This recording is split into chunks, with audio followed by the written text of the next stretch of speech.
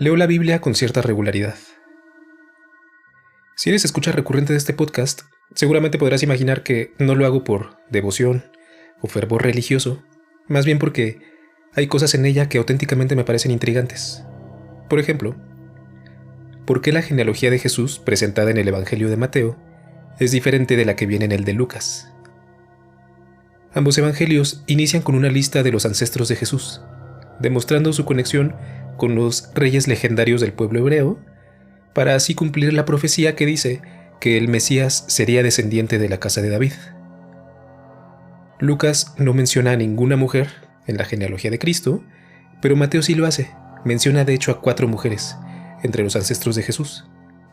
Mujeres que, curiosamente, tienen como característica común el haber tenido conductas sexuales cuestionables cuando se les menciona en el Antiguo Testamento. ¿Cuál es el simbolismo tras eso? ¿Y por qué el autor de dicho evangelio lo incluyó? Como he mencionado en otros episodios, hay muchísimas cosas de la Biblia que no comprendo y que al intentar encontrarles una explicación he llegado a la conclusión de que en realidad nadie las entiende del todo. Claro que muchísima gente ha brindado sus interpretaciones a cuestiones como ¿por qué Jesús, el Mesías, a quien el profeta Isaías anticipaba con el epíteto Príncipe de Paz, quien pregonaba el amor a los enemigos, el poner la otra mejilla, perdonar al hermano que peque contra ti no 7 veces, sino 70 veces 7, al mismo tiempo decía: no penséis que he venido para traer paz a la tierra, no he venido a traer paz, sino espada, porque he venido para poner en disensión al hombre contra su padre, a la hija contra su madre, y a la nuera contra su suegra, y los enemigos del hombre serán los de su casa. En fin, esa clase de cosas me provocan una curiosidad infernal. Pero, de lo que estoy convencido, es de que los textos bíblicos no fueron escritos con la intención de ser tomados literalmente, ni pretendían para nada ser registros exactos de hechos históricos. Los evangelios, por ejemplo, tenían una función propagandística y evangelizadora, además de que tenían el propósito de definir las reglas de la nueva religión, el cristianismo, y diferenciarla de su, por así decirlo, religión madre, o sea, el judaísmo. Sin embargo, además de cualquier función práctica, pienso que los textos bíblicos encierran, en muchas ocasiones, conocimientos ocultos, remanentes de ritos y mitos de la antigüedad remota, así como elementos de las religiones mistéricas de Grecia y Oriente. De modo que la visión que probablemente la mayoría de la gente tiene en la actualidad sobre Dios y Jesús es ridículamente limitada, parcial y extremadamente superficial.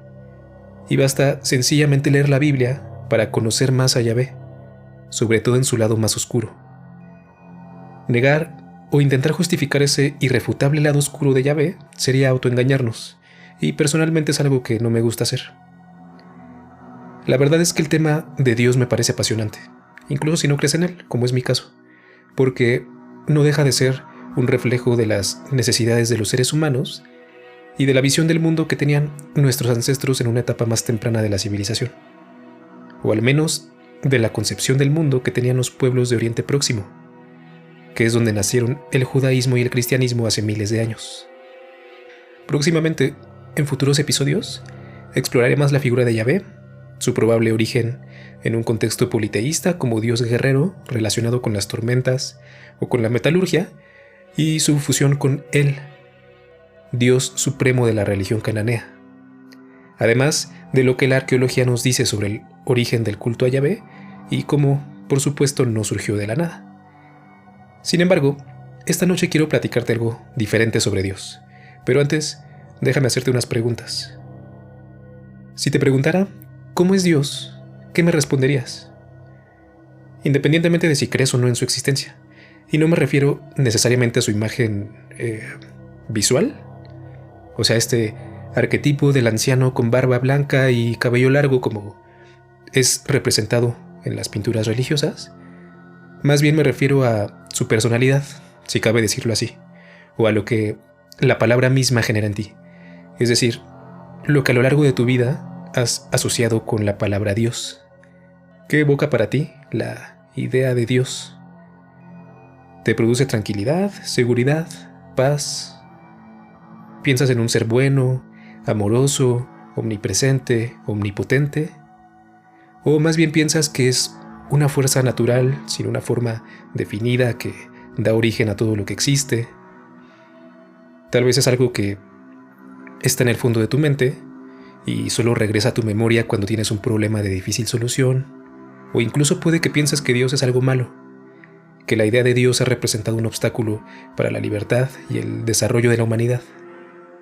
Claramente cada quien tiene una opinión distinta, pero algo que podríamos hacer para intentar comprender más a Dios, y me refiero por supuesto a Yahvé, el Dios del judaísmo y cristianismo, que como he hablado en episodios anteriores, es la religión más practicada del mundo, sería remitirnos a su fuente original, la Biblia.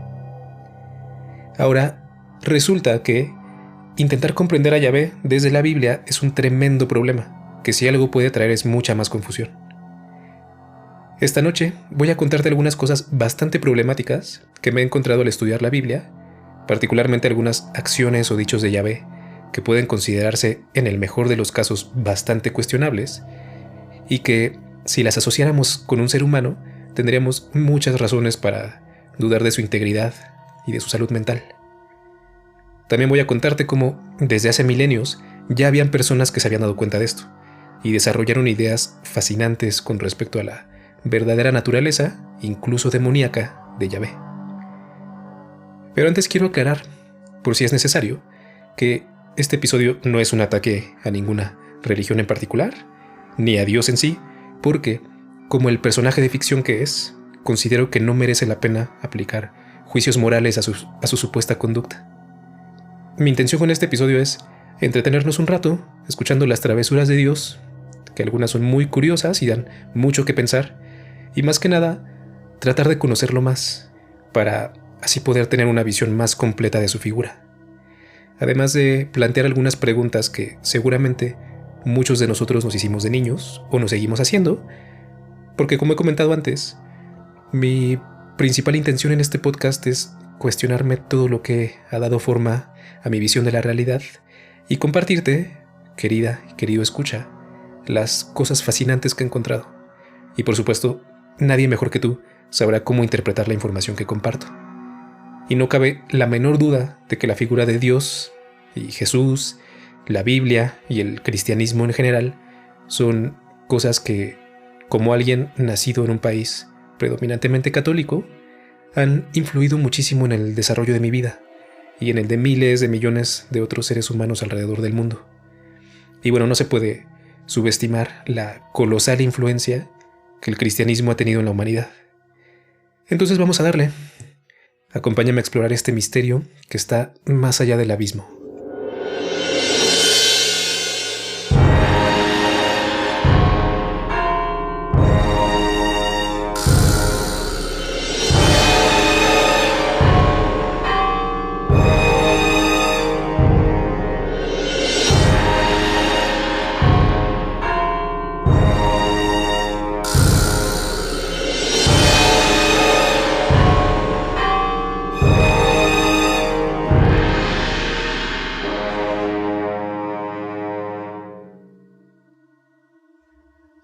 Hola, bienvenidos a Más allá del abismo, un podcast libre de inteligencia artificial, en el que te invito a explorar conmigo la percepción y la conciencia.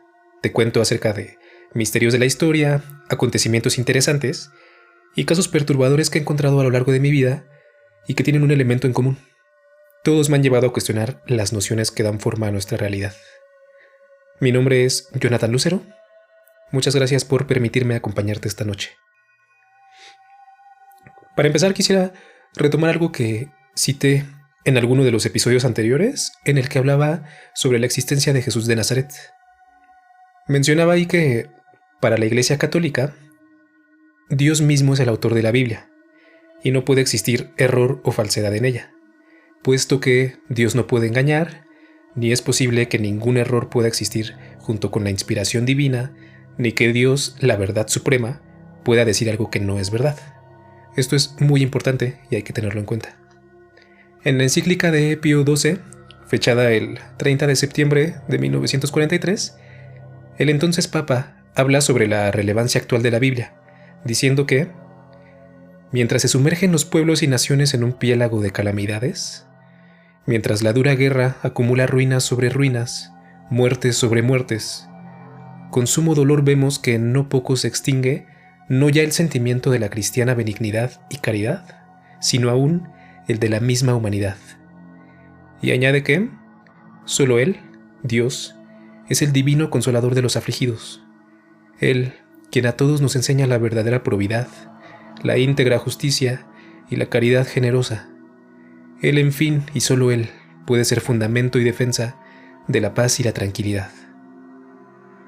Esto sin duda es relevante el día de hoy, pero, ¿y si te dijera que Yahvé explícitamente exige el genocidio, la masacre, el exterminio y el desplazamiento de pueblos para que sea su pueblo escogido el que ocupe esas tierras? Que provoca a capricho la muerte de seres inocentes, que afirma que su pueblo es estúpido e ignorante, que sus leyes, como es bien sabido, son de una tremenda misoginia, entre otras pequeñas travesuras.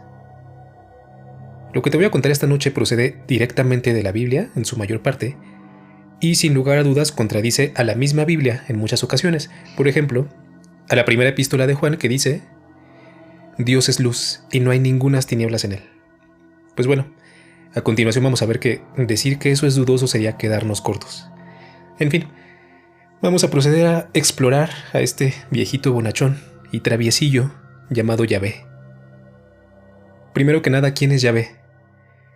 Según la Enciclopedia Británica, Yahvé es el nombre del Dios de los israelitas, y ese nombre, Yahvé, como lo conocemos en la actualidad, sería en realidad la probable pronunciación del nombre de este Dios, porque su forma original, también conocida como tetragramatón, como aparece en los textos hebreos, está conformada por 4 consonantes del alfabeto hebreo, no tiene vocales escritas.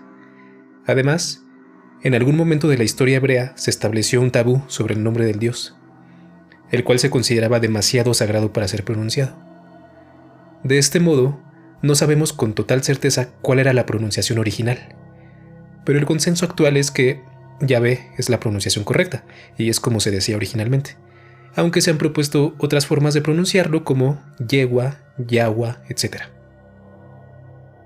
Por lo que mencioné sobre el tabú del nombre, se usaron formas alternativas para referirse a Dios, como Adonai o Elohim, que significan Señor y Dios respectivamente. De la fusión entre el tetragramatón, o sea, las consonantes hebreas, y la palabra Adonai, es de donde surge el nombre de Jehová. Algunas versiones griegas del Antiguo Testamento reemplazaban el tetragramatón por la palabra Kurios.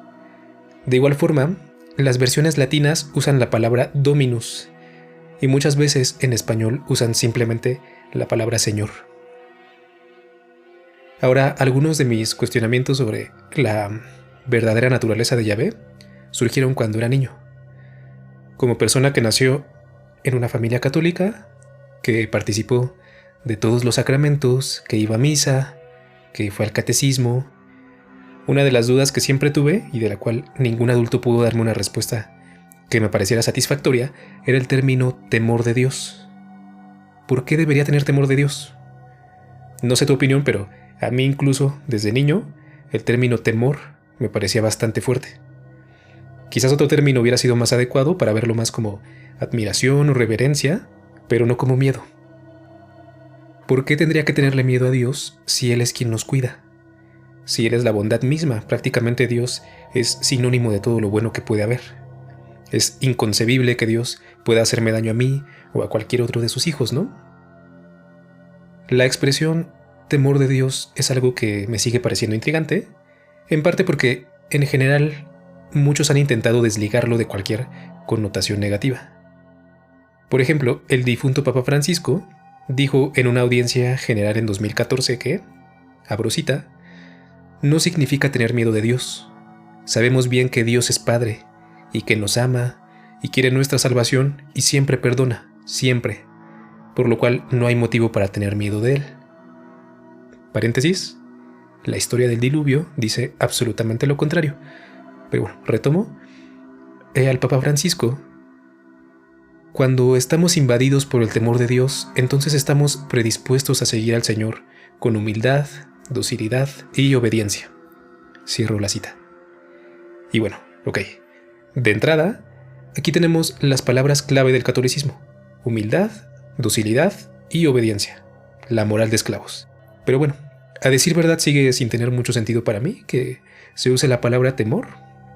Y quizás le creería al Papa si no supiera nada sobre la religión y si la Biblia no estuviera llena de evidencias de que las acciones de Dios son terroríficas. Entonces, vamos a remitirnos a la Biblia para corroborar si el temor a Dios planteado ahí es temor de verdad y por qué habría que temerle. Una primera pista sobre esto podría ser la que está en Éxodo 20:19, que dice: Entonces dijeron a Moisés: Habla tú con nosotros y escucharemos, pero que no hable Dios con nosotros, no sea que muramos. Moisés respondió al pueblo: No teman, porque Dios ha venido para ponerlos a prueba, y para que su temor permanezca en ustedes, y para que no pequen. El pueblo se mantuvo a distancia, mientras Moisés se acercaba a la densa nube donde estaba Dios. Según este pasaje, el temor a Dios es un temor a morir por causa de él, y es evidentemente una herramienta de control. De hecho, al leer la Biblia queda clarísimo que la muerte no es vista, al menos en el Antiguo Testamento, como una trascendencia a un plano superior, una unión en amor con Dios y con el todo, sino como algo negativo, un castigo, algo que Dios reparte a su capricho hacia quienes lo desobedecen. Un ejemplo perfecto de Yahvé ejerciendo la muerte como castigo está en el primer libro de la Biblia, cuando, según el Génesis, vio Jehová que la maldad de los hombres era mucha en la tierra, y que todo designio de los pensamientos del corazón de ellos era de continuo solamente el mal. Dios decide que no solo las personas tienen que morir, sino por alguna razón también todos los demás seres vivos de la tierra. Aquí creo que ya todos sabemos la historia de Noé y el arca. Según Génesis 7:19, las aguas subieron mucho sobre la tierra, y todos los montes altos que había debajo de todos los cielos fueron cubiertos.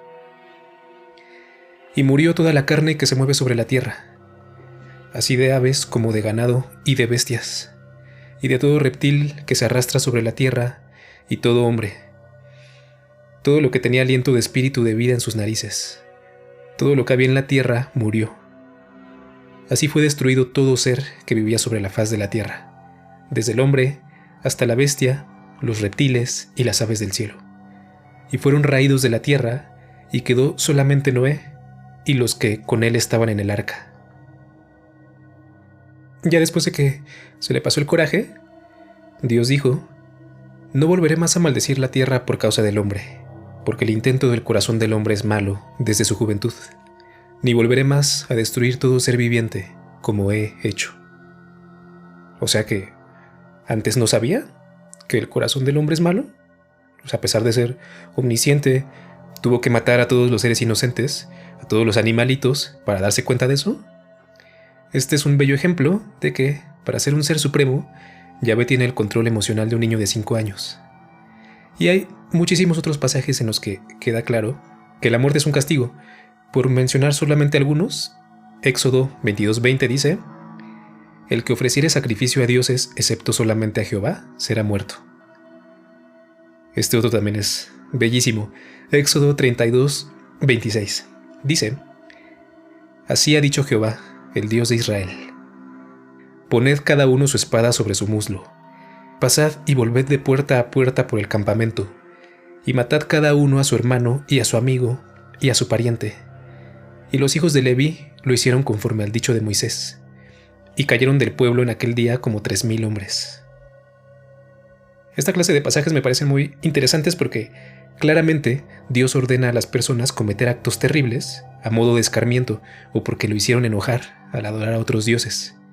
Lo cual también es súper interesante porque hay muchos ejemplos innegables en la Biblia en los que Dios admite que existen otros dioses. Pero bueno, ya hablaré de eso en otra ocasión. Continuando con el tema, otro ejemplo está en Ezequiel 20:25, que dice: También les di estatutos que no eran buenos y decretos por los cuales no podrían vivir, y los declaré inmundos en sus ofrendas, pues hicieron pasar por el fuego a todos sus primogénitos, a fin de llenarlos de terror, para que supieran que yo soy el Señor. Este último me parece también particularmente interesante porque Yahvé admite que él hizo que las personas sacrificaran a sus primogénitos con la intención de aterrorizarlos, ni más ni menos. Y aquí cabe cuestionar las palabras que mencioné antes del Papa Francisco sobre que Dios nos ama y quiere nuestra salvación y siempre perdona. Pues bueno, ese es un ejemplo de muchos en que Yahvé induce, instiga o literalmente ordena a la gente a hacer cosas horrorosas. Nada del famoso libre albedrío con el que muchos defienden que Dios no detenga las atrocidades que ocurren todo el tiempo en todos lados. Otro caso interesante está en Éxodo 29:30. Dice: me darás el primogénito de tus hijos. Lo mismo harás con el de tu buey y de tu oveja. 7 días estará con su madre, y al 8º día me lo darás. Este caso también es intrigante porque es muy debatido si aquí Dios realmente pide el sacrificio del primogénito. Hay especialistas, como la doctora Eve Levavi Feinstein, que mencionan explicaciones alternativas para este pasaje en particular. Por ejemplo, que lo que Yahvé estaría pidiendo en realidad es que el primogénito se convierta en trabajador del templo o que sea redimido, o sea, que se sacrifique un animal en lugar de él. Pero admiten también que el mismo Yahvé pide el sacrificio humano y prohíbe cambiarlo por otra cosa. Esto es parte de la antigua ley hebrea y se conoce como herem, que literalmente significa destruir totalmente o aniquilar. Está en Levítico 27, que dice: no se venderá ni se rescatará ninguna cosa consagrada que alguno hubiere dedicado a Jehová. De todo lo que tuviere, de hombres y animales y de las tierras de su posesión, todo lo consagrado será cosa santísima para Jehová. Ninguna persona consagrada al Señor podrá ser rescatada. Indefectiblemente será condenada a muerte. Entonces, sí hay consenso, sí es innegable que Dios pidió o aceptó el sacrificio humano en diferentes partes de la Biblia. Un ejemplo más de esto está en Jueces 11. En este libro, Jefté lidera a los israelitas en su guerra contra los amonitas. Jefté hizo un voto a Jehová, diciendo: si entregas a los amonitas en mis manos, cualquiera que saliere de las puertas de mi casa a recibirme, cuando regrese victorioso de los amonitas, será de Jehová, y lo ofreceré en holocausto. Jehová aceptó y le entregó a los amonitas en su mano.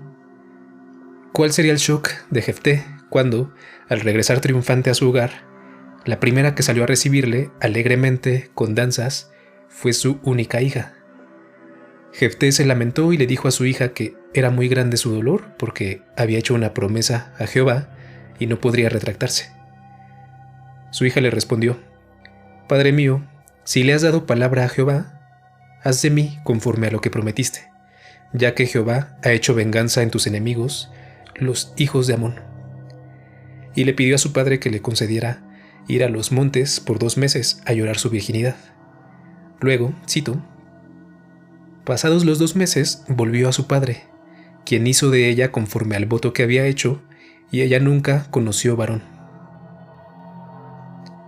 Al leer esta historia, y esto es neta, me encontré con que hay quienes dicen que tal vez Jefté no mató a su hija, que quizás solo la hizo que sirviera a Dios toda su vida, renunciando a casarse y tener descendencia. Lo cual no tiene ningún maldito sentido porque no hay nada que indique eso, y si recuerdas, el voto de Jefté consistía en ofrecer en holocausto al primero que lo recibiera, y más adelante dice: hizo de ella conforme al voto. Por si fuera necesario, aclaro que holocausto significa ofrenda hecha en sacrificio, consumida totalmente por el fuego. Ahora, para Dios, el sacrificio no es cosa menor. De hecho, le encanta. No por nada, muchos pasajes del Antiguo Testamento hablan sobre sacrificar animales y humanos, y es que a Dios le gusta el olor de la carne, la sangre y los intestinos quemados, tal como certifica Levítico 1:9. Holocausto es ofrenda encendida de olor grato para Jehová. Y ya sé que justo para los cristianos, el punto de la existencia y sacrificio de Jesús es precisamente el nuevo pacto, separarse de todo esto, librarnos con su nueva religión. Pero no deja de ser canon que a Dios le gusta o le gustaba que mataran seres vivos en su honor. O sea, sí es curioso que haya tenido que mandar a su hijo a que nos salvara de él mismo. Pero bueno, hasta este punto al menos a mí me queda claro que eso de que Dios nos ama es sumamente cuestionable. Y eso siendo generoso, porque si alguien me dijera que Dios nos odia, no me costaría mucho trabajo creerle. Y es que también Yahvé no hablaba precisamente con amor de su gente. Por ejemplo, en Jeremías 4:22 dice: mi pueblo es necio, no me conoce. Son hijos ignorantes, no son inteligentes. Astutos son para hacer el mal, pero hacer el bien no saben. Y bueno, pues así como que muy buen ejemplo, la neta tampoco daba el mismo, ¿verdad? Pero bueno, o qué decir de Levítico 21:17, donde queda claro que para Dios no todos sus hijos son iguales.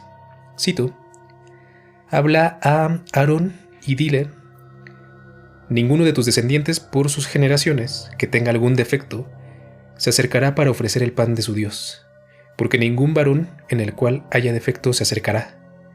Varón ciego, o cojo, o mutilado, o sobrado, o varón que tenga quebradura de pie, o rotura de mano, o jorobado, o enano, o que tenga nube en el ojo, o que tenga sarna, o empeine, o testículo magullado.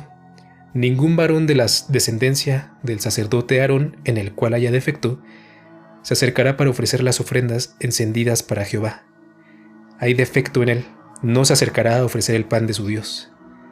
Del pan de su Dios, de lo muy santo y de las cosas santificadas podrá comer, pero no se acercará tras el velo, ni se acercará al altar, por cuanto hay defecto en él, para que no profane mi santuario. Porque yo, Jehová, soy el que lo santifico. Cierro la cita.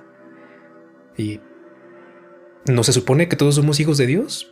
¿Que todos somos su creación y somos iguales ante sus ojos? Pues lo lamento mucho, amigo, con el testículo magullado, pero Dios no te quiere igual que a los demás. Algo similar se encuentra en Número 5, cuando Yahvé dice a Moisés: manda a los hijos de Israel que echen del campamento a todo leproso, y a todos los que padecen flujo de semen, y a todo contaminado con muerto. Así a hombres como a mujeres echaréis, fuera del campamento los echaréis, para que no contaminen el campamento de aquellos entre los cuales yo habito. Este es un ejemplo de lo que mencioné antes sobre cómo hay elementos de religiones antiguas aquí. Y quizás los estudios de James Fraser sobre el tabú en las religiones primitivas tendrían mucho que aportar sobre esto. También Deuteronomio 23 dice: no entrará en la congregación de Jehová el que tenga magullados los testículos o amputado su miembro viril. Y a ver, aquí para empezar no tengo idea de a qué se refiere Dios cuando habla de flujo de semen o de testículo magullado. De verdad no lo sé, pero una duda 100% auténtica que tengo es si en aquella época tener defectos en los testículos era lo suficientemente común como para que a Dios le incomodara tanto como para prohibirlo en su campamento. Y bueno, hasta aquí ya vimos bastantes elementos de la maldad en Yahvé. Muertes de seres inocentes porque no pudo controlar sus emociones, gusto por los sacrificios humanos y animales, discriminación a sus hijos, pero al menos es coherente, ¿no?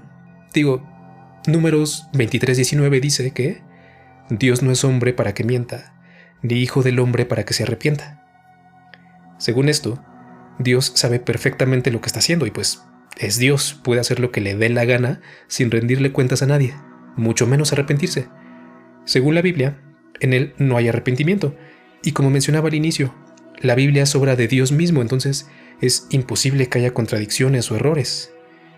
Pero, según la misma Biblia, Yahvé sí se arrepiente, como en Éxodo, cuando Dios le informa a Moisés que su pueblo está adorando un becerro de oro y que por tanto encenderá su ira y arrasará con todos ellos. Y entonces Moisés lo convence de que no lo haga porque, si lo hace, los egipcios se burlarían de que sacó a su pueblo de Egipto para terminar exterminándolo en los montes. y textualmente dice Éxodo 32:14. Entonces Jehová se arrepintió del mal que dijo que había de hacer a su pueblo. Entonces, bueno, le dio penita que los egipcios se fueran a burlar de él, y con razón, porque los egipcios tenían pirámides cabronas, agricultura, cerveza, jeroglíficos chingones, y aportaron muchísimo a la humanidad, ¿no? A diferencia de... bueno, no importa. Pero bueno, de igual forma en Génesis 6:6 dice: y se arrepintió Jehová de haber hecho hombre en la tierra, y le dolió en su corazón. Y dijo Jehová: raeré de sobre la faz de la tierra a los hombres que he creado, desde el hombre hasta la bestia, y hasta el reptil y las aves del cielo, pues me arrepiento de haberlos hecho. Entonces, bueno, Yahvé no se arrepiente, pero sí se arrepiente. Bueno, todo esto es muy confuso realmente. Y aquí cabe aclarar que nada de lo anterior deriva únicamente de mis interpretaciones, porque obviamente yo no soy el único que ha notado todos estos atributos deleznables en Jehová. Por supuesto, muchísimas más personas se han dado cuenta. Richard Dawkins, por ejemplo, dice que el Dios del Antiguo Testamento es posiblemente el personaje más desagradable de toda la ficción. Es celoso y está orgulloso de ello. Es un mezquino, injusto, obsesionado con el control, implacable, un vengativo, limpiador étnico, sediento de sangre, un bully misógino, homofóbico, racista, infanticida, genocida, filicida, pestilente, megalómano, sadomasoquista y caprichosamente malévolo. Pero la verdad es que esto ha sido evidente siempre, incluso desde hace milenios, y muchos de estos pasajes han sido un dolor de cabeza para apologetas que tienen que utilizar sus mejores maromas para justificar las acciones de su Dios. Ya en el siglo I, al mismo tiempo que nacía el cristianismo, habían surgido grupos que consideraban a Yahvé como una entidad demoníaca, como un Dios falso, y a Jesús como un Salvador, enviado por el verdadero Dios para liberarnos de este demonio. Y es comprensible que desde entonces algunas personas hayan llegado a esa conclusión, considerando que es evidente, cuando se lee la Biblia, que Yahvé es una entidad que está muy lejos de ser el personaje amoroso, comprensivo, que menciona el Salmo 103, cito: mi Dios es muy tierno y bondadoso, no se enoja fácilmente y es muy grande su amor. ¿Qué? Por el contrario, Dios es un ser bien definido en sus características. Es violento, irascible, caprichoso, celoso, exige sacrificios animales e incita a su pueblo a realizar sacrificios humanos con el fin de horrorizarlos y que le tengan temor, como ya mencioné antes. Pero bueno, antes de contarte sobre estas escuelas del pensamiento que consideraban a Yahvé como un demonio, déjame hacer un paréntesis rapidito para contarte buenas noticias. He tenido la fortuna de que en tiempos recientes han habido cambios muy positivos en mi vida, que me van a permitir dedicar más tiempo a este proyecto que me encanta y me van a dar la oportunidad también de traerte contenido mucho más constante, de verdad. Lo vas a ver reflejado. Y si te gusta mi trabajo, tú puedes ayudarme muchísimo en este preciso instante con algo súper sencillo. Suscríbete a este podcast si no lo has hecho. Recomiéndalo a quien creas que lo puede disfrutar y mantente al pendiente de mis próximos episodios. Nada más eso, súper fácil, ¿no? Pero bueno, ya te sigo contando. Los gnósticos, como se denomina a diversos grupos religiosos originados al mismo tiempo que el cristianismo, o según algunos teóricos salidos desde el mismo cristianismo, creían en la presencia de una chispa divina dentro de los seres humanos que tiene que ser despertada a través del conocimiento espiritual, de un éxtasis místico que está por encima del conocimiento intelectual o leyes religiosas. Para ellos, la experiencia de la gnosis era el medio decisivo mediante el cual se conseguía la salvación, no la creencia en credos, la observancia de los sacramentos, la ejecución de un comportamiento moral, la obediencia a la jerarquía eclesiástica o cualquier otra cosa que fuera, a fin de cuentas, solo una cuestión de habla hacia el exterior y acciones pertenecientes al ámbito mundano en lugar del mundo divino. Los gnósticos tenían una marcada visión dualista, denominada anticosmicismo, de anti, en contra, y cosmos, mundo. Esto es la creencia de que el mundo material es intrínsecamente malo y opuesto al mundo divino. En palabras de Jesús en el Evangelio copto de Tomás, un texto gnóstico que recopila dichos de Jesús, quien haya comprendido lo que es el mundo, ha dado con un cadáver, y quien haya encontrado un cadáver, de él no es digno el mundo. Estos mismos gnósticos denominaban demiurgo al creador de este mundo, y le asignaban diferentes nombres como Samael, que significa Dios ciego, Saclas, que deriva de una palabra aramea que significa tonto, y Yaldabaoth, nombre cuyo origen y significado son mucho más inciertos. El punto es que este demiurgo era para los gnósticos un ser malvado, ignorante, irascible, inepto, estúpido, celoso, que fue quien creó el mundo material y a Adán y Eva como una forma de esclavizar a los seres humanos, encerrando en ellos la chispa divina, intentando así evitar que conocieran al verdadero Dios.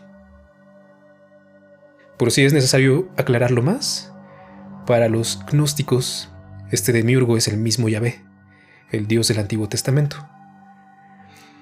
Muchas veces me pregunté si los celos de Yahvé, que aparecen en muy abundantes ocasiones en la Biblia, serían una admisión de la existencia de otros dioses. Y, según otro texto gnóstico del siglo II, denominado El libro secreto de Juan, abro cita: cuando Yaldabaoth miró el mundo que había creado y la hueste de ángeles que produjo, proclamó: soy un Dios celoso, y no hay otro Dios además de mí.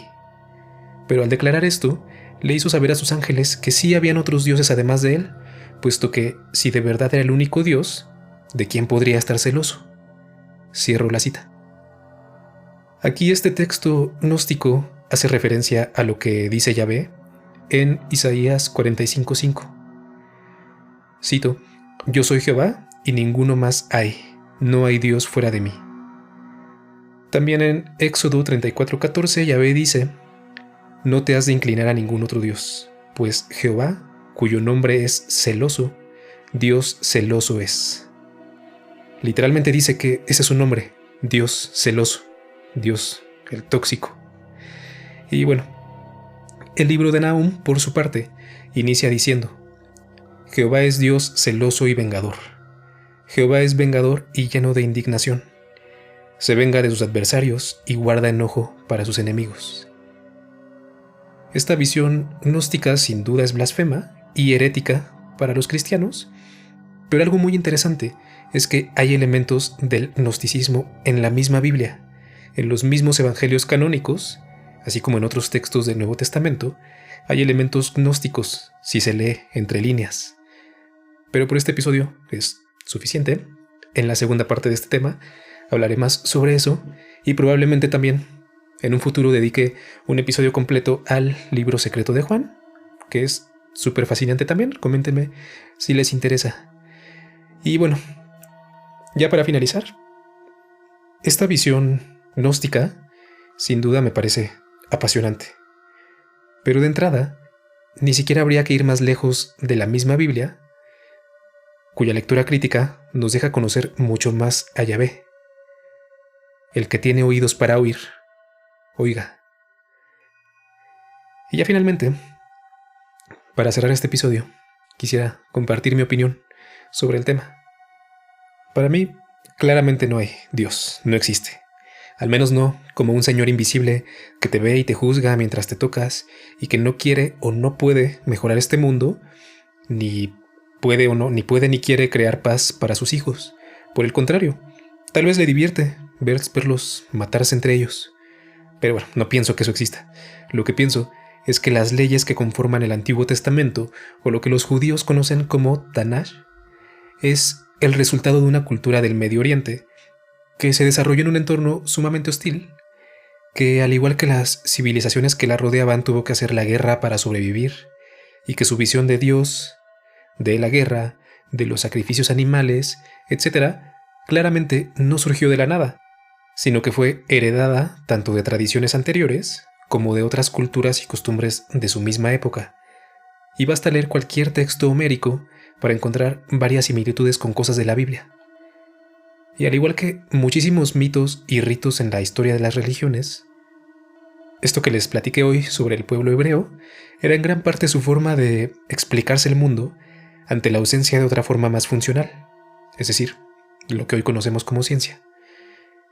Lo verdaderamente preocupante para mí es que una enorme parte de la población, y eso incluye a muchísimos de nuestros gobernantes, piensen que esa visión del mundo, la de hace más de 2000 años, es la que tiene que regir nuestra civilización al día de hoy.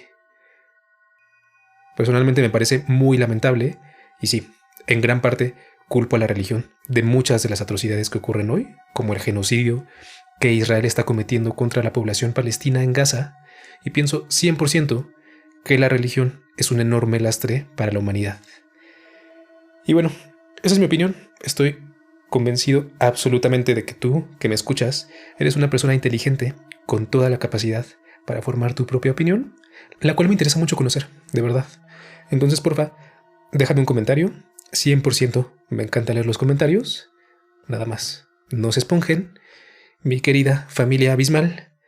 Y recuerden lo que dice Dios en Deuteronomio 10:16. Circunciden el prepucio de su corazón. Por mi parte es todo por esta noche. Espero que te haya gustado este episodio. Sígueme en mis redes sociales. Me encuentras en Instagram como Abismo Podcast y como Violent Magic. Todo junto, con K al final. Te espero en el próximo episodio. Aclaro que no estoy seguro de que el siguiente sea sobre este mismo tema porque hay muchísimo más por contar sobre esto, pero tengo otros temas que también son fascinantes. Igual y me inclino por otro antes, pero cualquiera que sea el tema, va a estar interesante y va a ser enseguidita, al toque, a la brevedad. Entonces, bueno, te mando un abrazo donde quiera que te encuentres y no te olvides que el amor es la ley, el amor bajo la voluntad. Nos escuchamos muy pronto.